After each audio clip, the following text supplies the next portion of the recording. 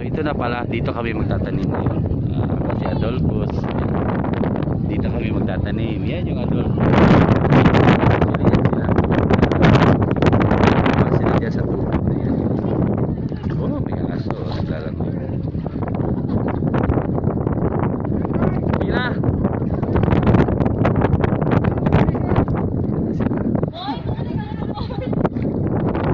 So dito kami magtatanim. Okay naman pala, hindi naman pala masyadong malalim. Inalangan lang sila kasi medyo taga-labis yung lalim. Yan na sila.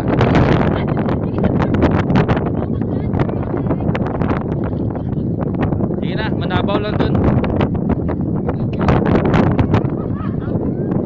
Sige na, manawag lang, manawag.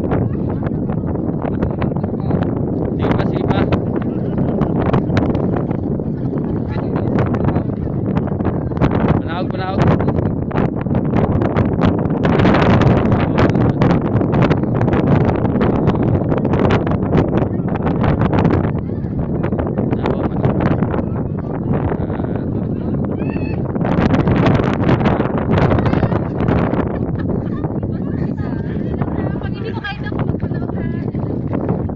Yan si Joy sa Ibahay. Yan, hindi rin magaling-galing talaga.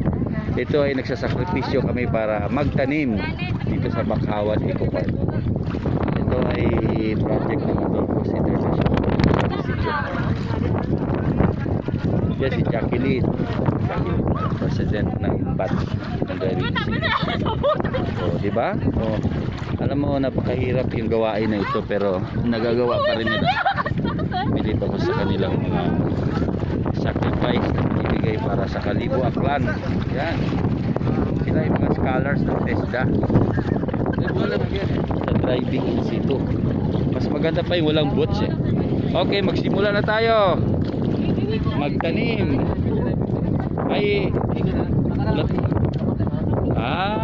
Diretso lang pala. So ito, itutusok lang natin. Ito na yun. Tanim pala, tusok lang ng diretso. May guide naman ako. Ayan. Tusok. Gano'ng kalalim, Chef? Mga 4 inches na siya. 4 inches. Ayan, nakapag 4 inches na. Tapos na yan, talihan daw. So sundin nyo lang yung kawayan. Bawat kawayan, tusukan nyo ng 4 inches ang lalim. 4 inches, tansya-tansya na lang. 4 inches ang lalim. Yan sila. Mga Driving Institute students namin.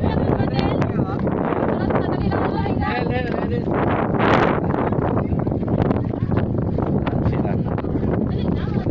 Actually, lahat ng kawayan na to, dapat to lilipingan namin ng ganito seedlings. 4 inches. Maglibing kayo ng 4 inches bawat kawayan. Ganyan no, tusukan lang natin 4 inches. So minsan pala may malambot yung puno, baka mabalik. Ano yung mga trick kung malambot yung puno?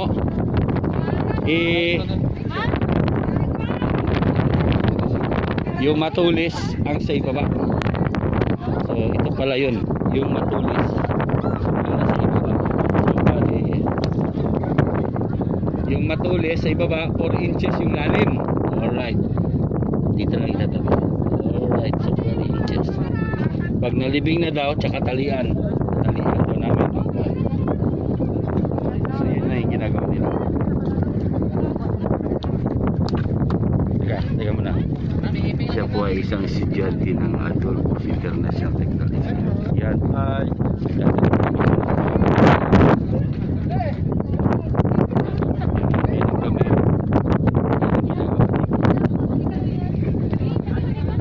ito po ay mga scholar ng TESDA.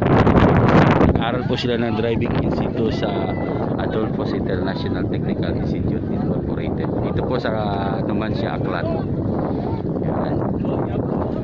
4 inches lang yung lalim. Tapos talian. Yan. Diba?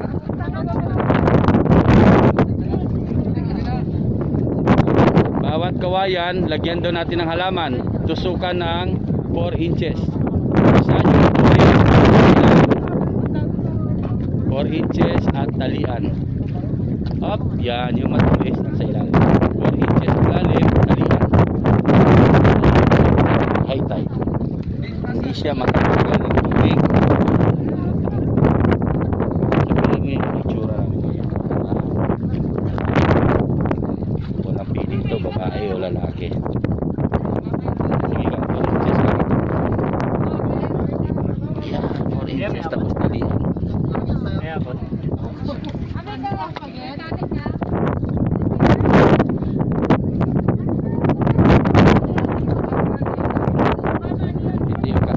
Experience nila dito sa driving in situ.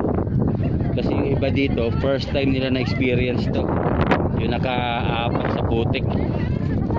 Ano yung mga iba dito, mga OFW. Yan, OFW to si sir. Yan, galing yan sa Saudi pre, ano? Ano ba? Seaman ako, sir. Seaman siya. So OFW. So nag-aaral siya ng driving in situ, scholar under ng TWSP ng TESDA. Wala na pakarami pa pala dito. So pag naubos na namin yung mga seedlings, mission accomplished na kami. Marami pang kawayan doon sa dulo. Yan sila. Yes. Ito walang pili, tayo babae o lalaki. Walang arte-arte na to. Ayan, ganyan sila. Ayan, mayaman. Wala namang ano dito, katap-tapos. Ayan. Yes, seaman yan, ha.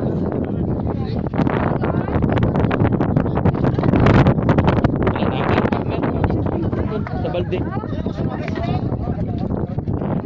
Walang pili yan. Talagang nakaubog sila sa balde.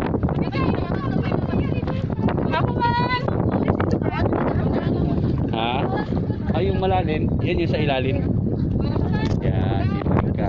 Diba? Walang arte-arte dito. Wala talaga aakit sa putik. Yan. Oh. Adolfos and Friends. Ano sa likod?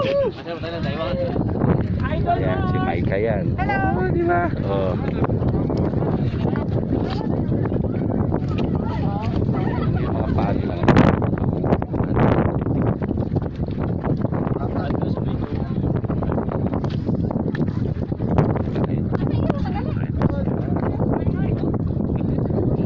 Oh, kasi man yan.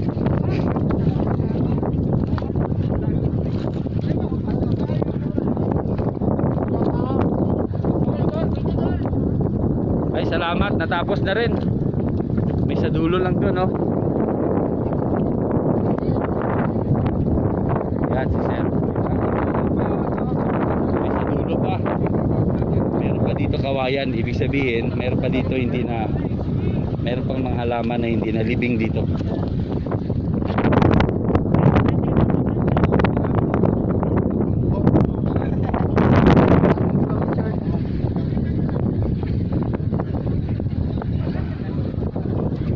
Galing. Pero yung shoot na talaga sa pangalan mo, sir? Ikaw po.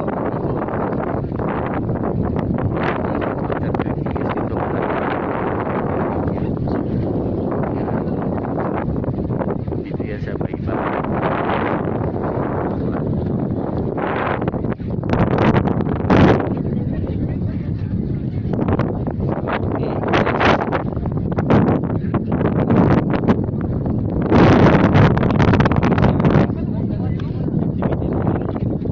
Alas lahat ay nataniman na. Meron ka